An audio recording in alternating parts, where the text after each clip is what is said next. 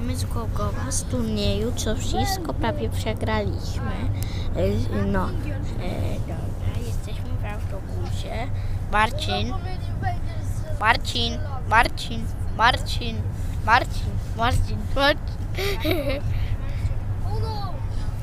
Dzień dobry, Bartek. Zjadł go. Barciu, Bartek. Marcel. Dzień dobry, powiedz.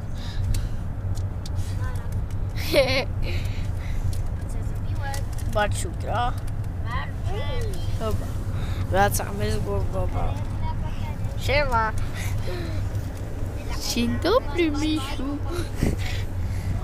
A tam jest Krystian, co gra na telefonie. Marcin. Pokaż, jak sobie podpisali buty. Patrz jaki dziadek. Spadła mu głowa. Tak, spadła mu głowa? Marcel. Moje śniadanie. Twoje śniadanie. Moje śniadanie. Dobre?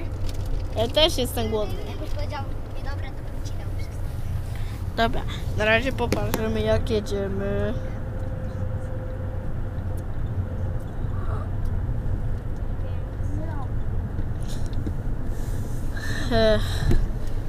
Chłe.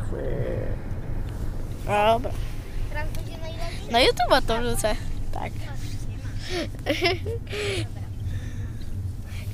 O, widać go. Teraz.